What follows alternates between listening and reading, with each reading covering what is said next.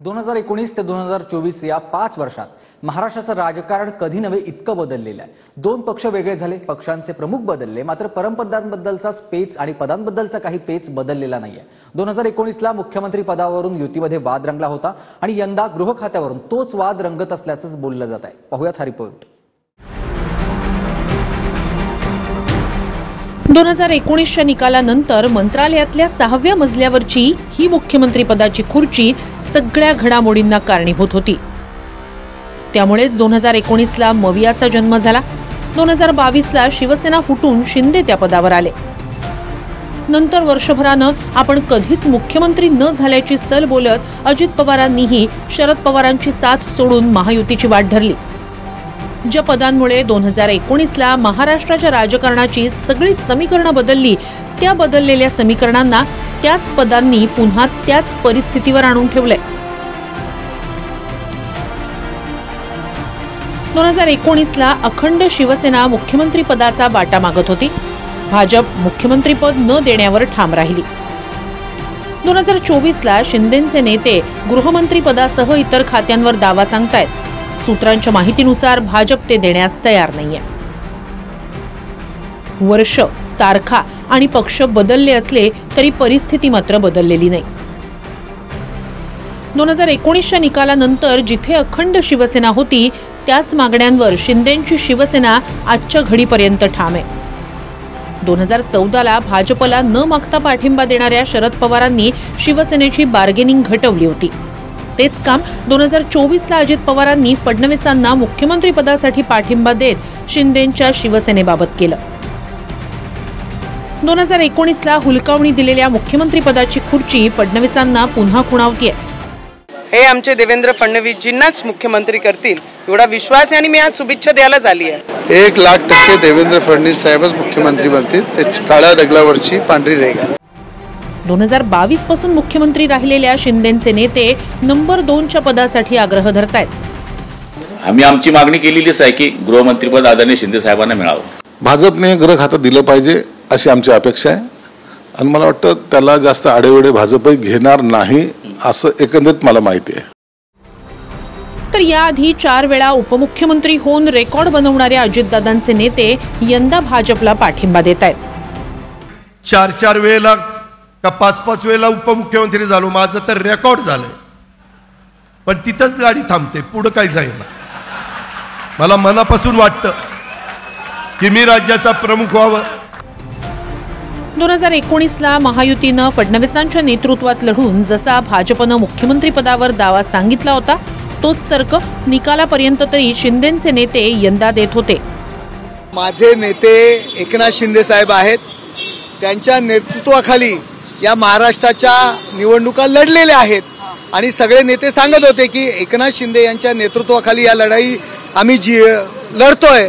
तर मला असं वाटतं की आमचे नेते, मी त्या पक्षाचं काम करतो, एकनाथ शिंदे साहेब मुख्यमंत्री व्हायला पाहिजेत आणि तेच मुख्यमंत्री होतील असं मला वाटतं। 2019ला देवेंद्रजींवर जो अन्याय झाला, त्या अन्यायाचं परिमार्जन आता कुठच्याही परिस्थितीत झालं पाहिजे आणि देवेंद्रजीच पुन्हा या महाराष्ट्राचे मुख्यमंत्री झाले पाहिजेत, ही आमची नाही तर जनसामान्यांची भावना होती। पक्षाचा एक कार्यकर्ता, पक्षाचा एक प्रवक्ता म्हणून ही जनसामान्यांची भावना मीडियामार्फत सर्वांपर्यंत पोहोचवणं हे मी माझं काम समजलं। आत्ताचं जे सरकार होतं त्या मागच्या सरकारमध्ये माननीय शिंदे साहेब मुख्यमंत्री होते आणि फडणवीस साहेब उपमुख्यमंत्री होते। फडणवीस साहेब उपमुख्यमंत्री असताना त्यांच्याकडे गृह विभाग होता, त्यामुळे तेच सूत्र लागू करावं हे साहजिक सगळ्यांचं म्हणणं असणं रास्त आहे। पण याच्या बाबतीतला अंतिम निर्णय मी मगाशी म्हटलं तसं शिंदे साहेब, फडणवीस साहेब, मान्य अजितदादा हे तिघजण बसतील, चर्चा करतील। 2019चा निकाल 24 ऑक्टोबरला लागला होता, मात्र प्रत्यक्षात सरकार स्थापन झालं होतं 27 नोव्हेंबरला। यंदा निकाल 23 नोव्हेंबरला लागला, मात्र अद्याप 10 दिवस उलटले तरीही सरकार स्थापन झालं नाहीये। तिकडे झारखंडमध्ये 23 तारखेलाच निकाल लागून 28 नोव्हेंबरला शपथविधीही उरकून सरकारचा कारभार सुरूही झाला। महाराष्ट्रात थोड्या बहुत फरकानं बैठका आणि चर्चांचा सिलसिला 2019 प्रमाणेच रंगतोय। 29 नोव्हेंबरला शिंदे दिल्लीत शहांसोबतच्या बैठकीनंतर मुंबईत परतले। अपेक्षित होतं की दुसऱ्या दिवशी मुंबईत शिंदे फडणवीस दादांच्या उपस्थितीत महायुतीची बैठक होईल, पण प्रकृती बिघाडामुळे शिंदेंनी थेट आपल्या दरेगावी पोहोचून विश्रांती घेतली. सर्व भेटी आणि दौरे रद्द केले. 2 डिसेंबरला माहितीनुसार अजित पवार आपले संभाव्य मंत्रिपद नक्की करण्यासाठी दिल्लीत शहांच्या भेटीसाठी पोहोचले. मात्र नियोजित कार्यक्रमामुळे शहा चंदीगडला रवाना झाले. मुळात अजित पवार आणि शिंदे यांच्यामध्ये तुफान भांडण लावण्याचा प्रयत्न सुरू आहे. दोघांमध्ये एकत्र निवडणुका लढले. काल अजित पवार साहेब आमचे दादा दिल्लीमध्ये होते. सगळं टाकून रात्रभर इथे फिरत होते. अनेक भेटीगाठी गुप्तपणे घेत होते. सरकार महाराष्ट्रात स्थापन होत आहे आणि हे अनेक नेते दिल्लीमध्ये फिरत आहेत. काळजीवाहू मुख्यमंत्र्यांच्या प्रकृतीची काळजी भाजपला वाटत नाहीये. चर्चा सुरू आहेत. ज्येष्ठ नेते अंतिम निर्णय घेतील असं महायुतीकडून सांगितलं जात असलं तरी प्रमुख पदांवरून घोडं अडलंय हे नेत्यांची वक्तव्य आणि घडामोडी यावरूनच स्पष्ट होत आहे. 23 नोव्हेंबरला निकालानंतर शहांनी शिंदे, फडणवीस आणि अजितदादांना फोन करून अभिनंदन केलं. त्याच दिवशी रात्री उशिरा फडणवीसांनी नागपूर गाठत सरसंघचालक मोहन भागवत यांची भेट घेतली. या बैठकीत भागवतांनी मुख्यमंत्री पदासाठी फडणवीसांच्या नावाला संमती दर्शवल्याची माहिती आली आहे. 24 नोव्हेंबरला अजितदादा गटाकडून मुख्यमंत्री पदासाठी देवेंद्र फडणवीस यांना विनाअट पाठिंबा दिला गेला. त्याच दिवशी मुंबईत शिंदेंच्या नेत्यांची बैठक झाली. त्यात सर्वसंमतीनं एकनाथ शिंदेंची गटनेता म्हणून निवड करण्यात आली. 26 नोव्हेंबरला शिंदेंनी कार्यकाळ संपल्यानं मुख्यमंत्री पदाचा राजीनामा दिला. त्यानंतर ते काळजीवाहू मुख्यमंत्री बनले. 28 नोव्हेंबरला शिंदेंनी रात्री दिल्लीत शहा आणि JP नड्डा यांच्यासोबत बैठक केली. याच बैठकीत शिंदेंनी गृहमंत्री पदाची मागणी केल्याचं सांगितलं जातंय. 28 नोव्हेंबरलाच याच बैठकीआधी तटकरेंच्या घरी अजित पवार आणि फडणवीसांची बैठक झाली. तिथून दोन्ही नेते शहांच्या घरी आले. तिथे आधीच उपस्थित असलेल्या शिंदेंना घेऊन पुन्हा तिन्ही नेत्यांसोबत बैठक पार पडली.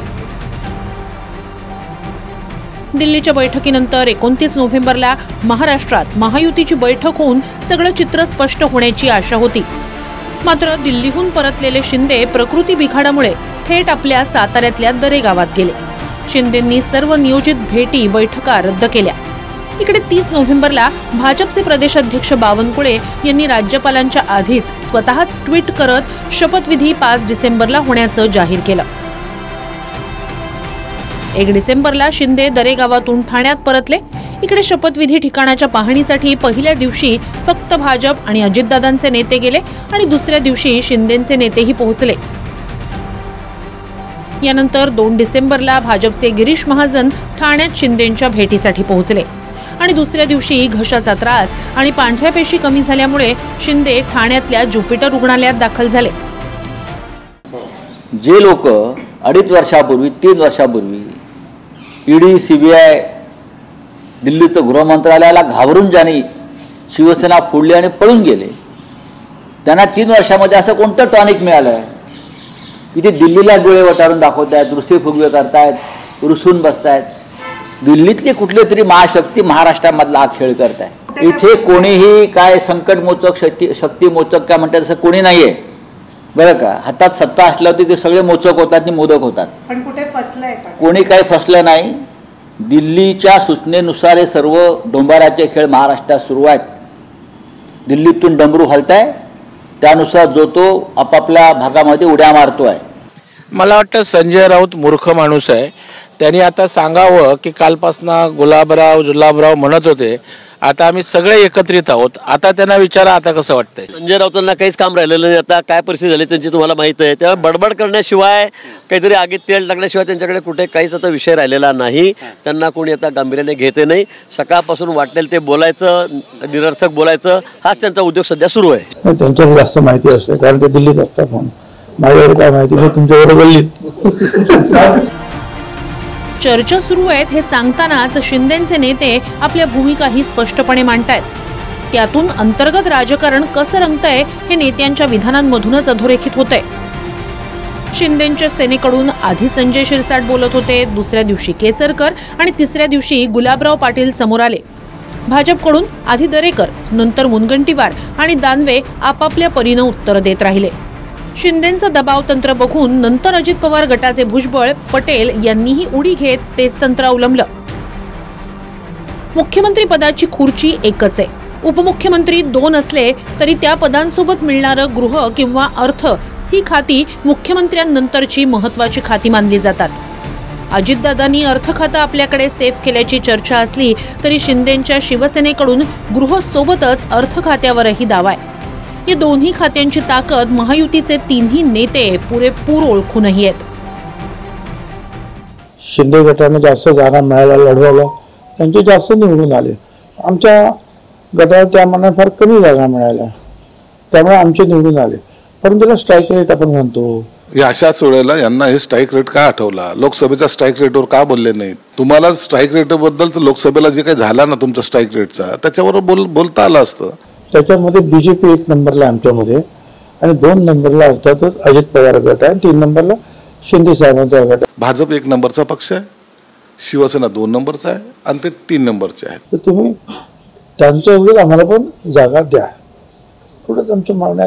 आता तो स्ट्राईक रेट कोणाचा काय झाला यापेक्षा आमदार कोणाचे जास्त निवडून आले, मला वाटतं लोकशाहीमध्ये याला महत्व आहे. आम्ही एक कार्यकर्ते म्हणून, त्या पक्षाचे कार्यकर्ते म्हणून आम्हाला असं वाटतं की आमच्या नेत्याचा योग्य तो मान राखला पाहिजे, कारण त्यांनी शिवसेना कोणाची आहे हे सुद्धा सिद्ध करून दाखवलं. कारण युती ही एकट्या शिवसेनेची नाही, ती भाजप आणि शिवसेनेची युती आहे. अहो, प्रत्येक माजी मुख्यमंत्र्यांचा सन्मान राखला जातोच, तो शासनामध्ये, तो पब्लिकमध्ये, सर्व ठिकाणी. तरी त्याला माजी मुख्यमंत्री शेवटपर्यंत त्याचा सन्मान केला जातो. तूर्तास काल शिंदेंचा फोटो ट्विट करत प्रवक्त्या शीतल म्हात्रे यांनी थोडी देर की खामोशी है, तुम्हारा सिर्फ वक्त आया है, हमारा दौर आएगा असं म्हणत फोटो पोस्ट केला. त्यानंतर आज तुम्हारा सिर्फ पल आया था, हमारा युग आएगा असं म्हणत चित्रा वाघ यांनी फडणवीसांचा फोटो ट्विट केला. महाराष्ट्राचा एकच बॉस देवेंद्र असं चित्रा वाघ यांनी फोटो खाली लिहिलंय. कुठेतरी मतांतर आहे, मतभेद आहे असं कुठेही नाही. एकनाथजी या बाबतीमध्ये अतिशय त्यांचं मत प्रामाणिक आहे, स्वच्छ आहे.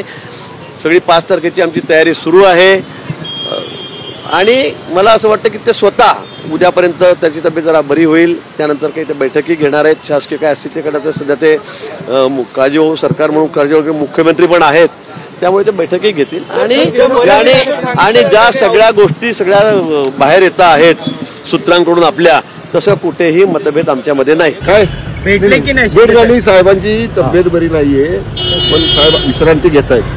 परंतु काय राजकीय चर्चा झाली? अजिबात नाही. राजकीय चर्चा काही नाही. सत्तेत सहभागी थेट आहे नाही. साहेबांची तब्येत बरी नसल्यामुळं कुणाची चर्चा झाली नाही. जस्ट भेटले, नुसतं तब्येत ठीक आहे पण आता okay. Bureau report, TV9 Marathi.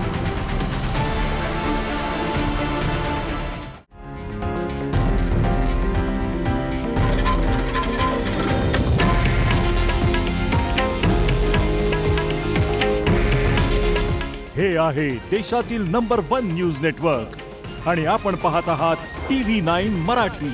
काळजी तुमची, हित महाराष्ट्राचं.